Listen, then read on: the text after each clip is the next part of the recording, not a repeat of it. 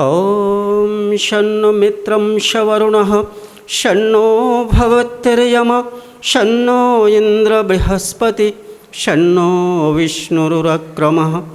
नमो ब्रह्मणे नमस्ते वाय त्वमेव प्रत्यक्षं ब्रह्मासि त्वमेव प्रत्यक्षं ब्रह्म वदिष्यामि ऋतं वदिष्यामि सत्यं वदिष्यामि तन्मामवतु तद्वक्तारमवतु अवतु मामवतु वक्तारम्।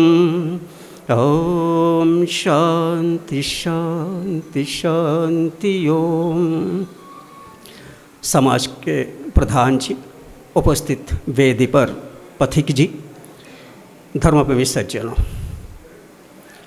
আমি কিছু কথা আপনাদের সামনে বাংলায় বলবো।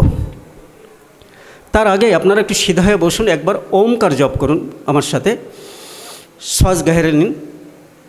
ও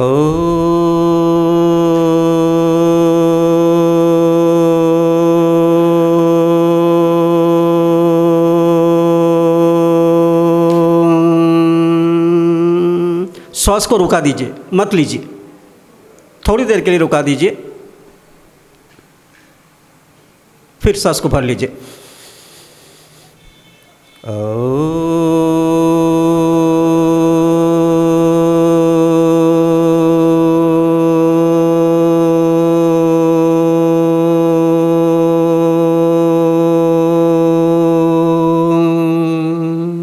फिर रोक दीजिए, जब तक रोक सकते तब तक रोकिए, फिर श्वास को धीरे धीरे भर लीजिए।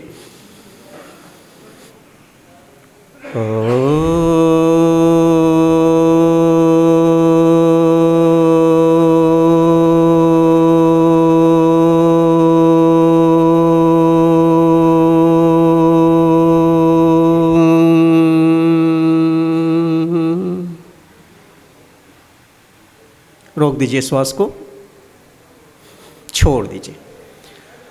দেখুন, এখনই আচার্যজি প্রমাণিত করেছেন যে ঈশ্বরের 6টা গুণ।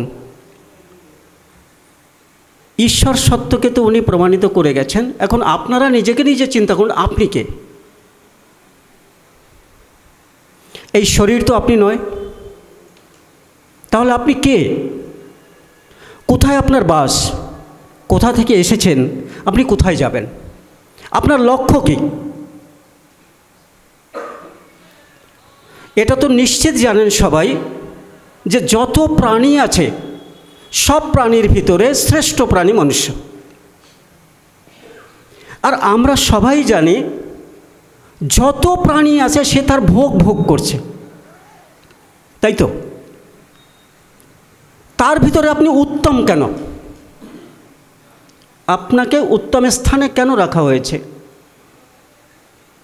কারণ পূর্বজন্মের কর্মফল অনুসারে এই প্রাণীর সৃষ্টি হয়েছে। তাহলে আপনি যখন শ্রেষ্ঠ, তাহলে পূর্বে আপনি পুণ্যকর্ম করেছেন।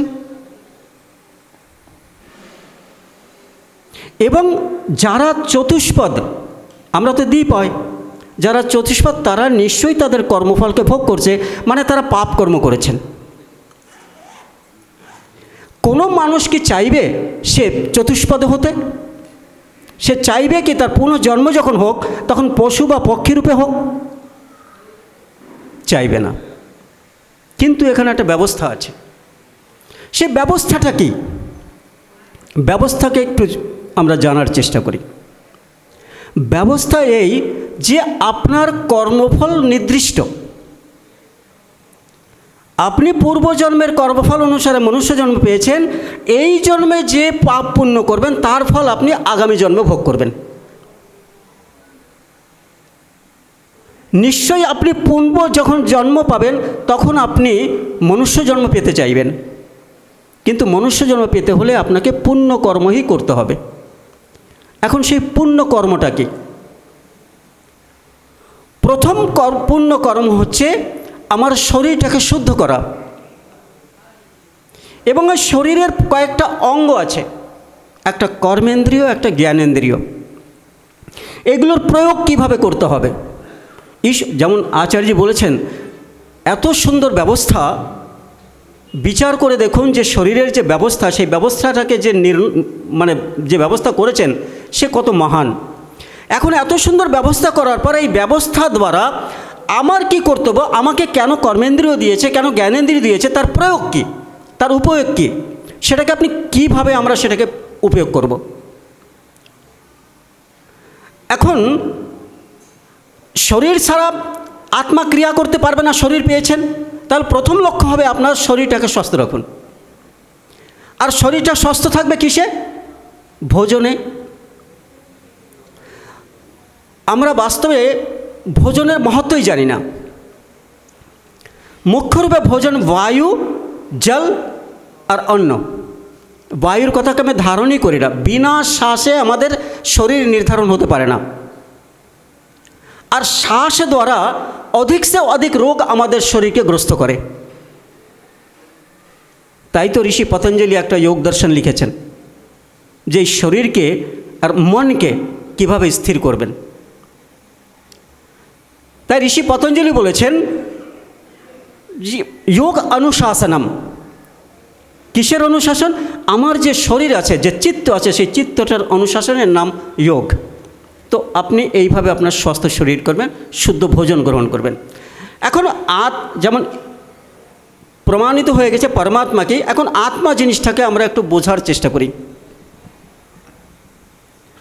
যেমন ঈশ্বরের শরীরের প্রয়োজন নাই, কিন্তু আত্মার শরীরের প্রয়োজন আছে।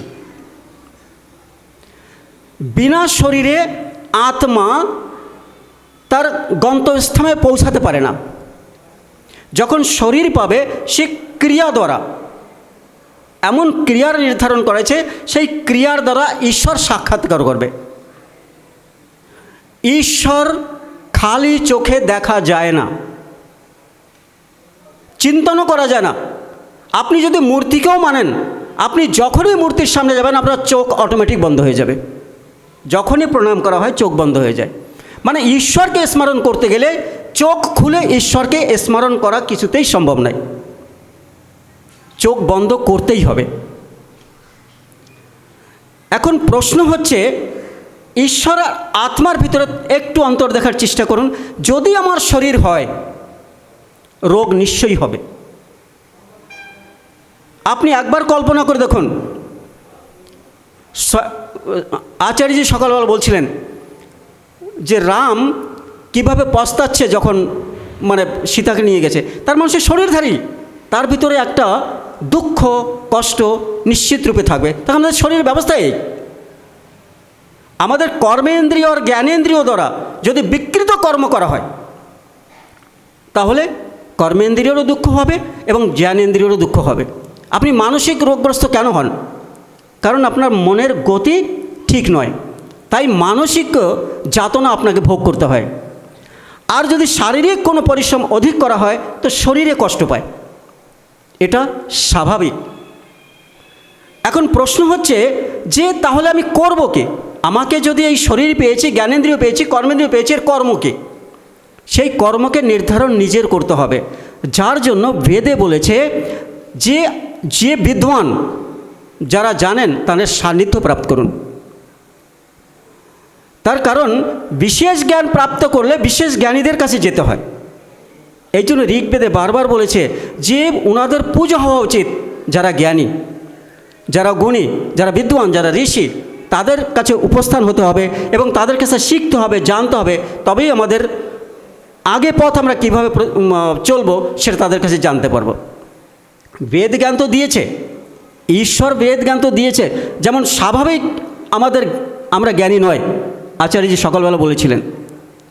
আমাদের স্বাভাবিক গুণ কিন্তু জ্ঞানী নয়, কয়েকটা স্বাভাবিক গুণ আছে। যেমন উনি বলেছেন বাচ্চা মাকেই দেখে স্পর্শ করে বুঝতে পারে, এটা হচ্ছে স্বাভাবিক গুণ। কিন্তু বিশেষ গুণ প্রাপ্ত করার জন্য ঋষিদের, বিদ্বানদের সান্নিধ্য প্রয়োজন। তাই আর্য সমাজ দেখুন, যে ব্যক্তি মুক্তি চায় বা যে ঈশ্বর সাক্ষাৎকার করতে চায়, বিনা জ্ঞানের আধারে কোনোদিন সম্ভব নয়। আর কেউ কাউকে ঈশ্বর দর্শন করাতে পারে না, এটা জেনে নেবেন। কিন্তু আজকালের গুরুরা কী করে? তারা ঈশ্বর প্রাপ্ত করার সরল উপায় বললেন।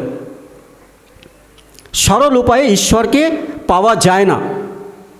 ঈশ্বরকে পেতে হলে অষ্টাঙ্গ যোগের সাহায্য নিতে হয়।